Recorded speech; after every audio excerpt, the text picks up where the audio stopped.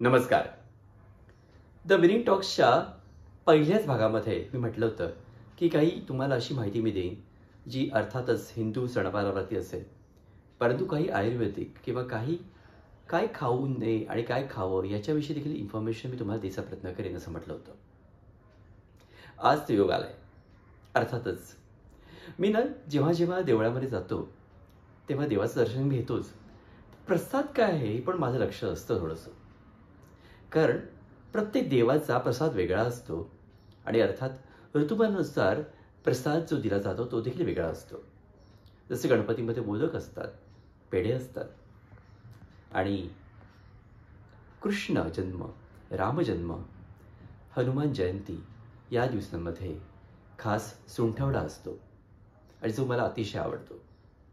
सुंठवडा आपण जनरली घरी करायला जात नाही, त्यामुळे देवळामध्ये मिळणारा सुंठवडा माझ्या दृष्टीने एक भाग्यमय असतो. पण घरी पण तुम्ही सुंठवडा करावा ह्या दिवसामध्ये असं मी तुम्हाला नक्कीच सांगेन. आणि हा सुंठवडा कसा करायचा हे आपण जरासं लक्षात घेऊया. अतिशय साधं आणि सोपं आहे, कारण सुंठवडा केवळ प्रसाद नाही आहे, तर त्याचे अत्यंत महत्त्वपूर्ण असे लाभ आहेत.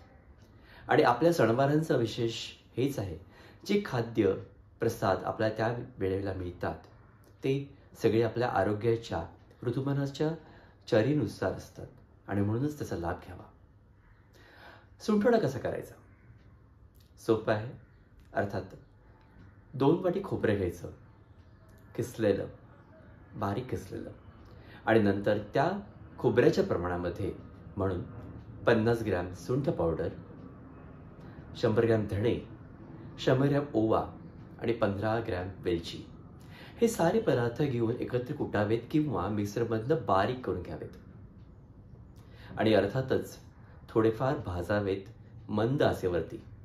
कढईमध्ये कढई तापून घ्यायची, त्यात पदार्थ टाकायचे आणि मंद आचेवरती थोडा वेळच भाजायचे. थोडंसं खमंगपणा येईल, काळेपणा नाही आणायचं आहे. अर्थातच भाजल्यानंतर आपल्याला कळतं की वास कसा आहे.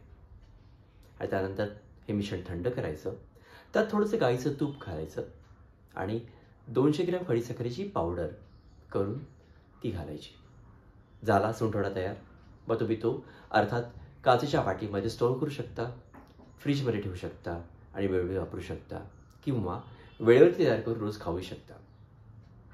यामध्ये काही लोक तीळ, खसखस, बडीशेप, काजू, बदाम ह्याची पावडरही भाजून टाकतात. तेही चांगलंच आहे. अर्थात हा झाला चवीचा भाग, पण त्याचे फायदे काय? तर फायदे एक आहेत की ऋतूचा बदल घडत असतो आणि त्यावेळेला अर्थात काय होतं, पित्त, कफ यासारखे विकार येतात. त्यावरती अत्यंत महत्त्वपूर्ण असा हा इलाज आहे, तो म्हणजे सुंठवडा. जेव्हा कफ आणि खोकला होतो त्यावरती सुंठवडा हे रामबाण आहे. आणि आपली पाचनशक्ती म्हणजे इम्युनिटी जेव्हा कमी होते, थोडेफार हाडं दुखतात, सांधेदुखी असते, त्या सगळ्यांना सुंठ ही एक अत्यंत चांगली रोगप्रतिकारक शक्ती देणारी मूलतः अशी सुंदर अशी दिलेली निसर्गाने एक देण आहे. आणि म्हणून सुंठवड्याचा उपयोग तुम्ही करावाच. अर्थातच मूळव्याध, गॅस यासारखे जे विकार आहेत त्यावरती सुंठवडा रामबाण ठरतो. तेव्हा नुसतं प्रसाद म्हणून नाही, तर आपल्या आचरणामध्ये हा एक अन्नाचा भाग म्हणून देखील आणा, कारण तो औषधी आहे. आणि जेव्हा आपण म्हणतो की प्रसाद म्हणजे काय, तर मला वाटतं भगवंताने, त्या देवाने, त्या देवीनं दिलेलं तुम्हाला आरोग्याची ठेव आहे, तिचा स्वीकार करा. आणि अर्थातच जेव्हा आपण प्रसादमय होतो तेव्हा आपलं जीवन हे अर्थातच देवमय होतं. चला तर मग आरोग्याचं पहिलं पाऊल म्हणजे योग्य प्रकारचा प्रसाद योग्य वेळी ग्रहण करणं, देवाच्या कृपेने जे मिळते ते आत्मसात करणं आणि त्याचा अंगीकार करणं. नमस्कार. विनय.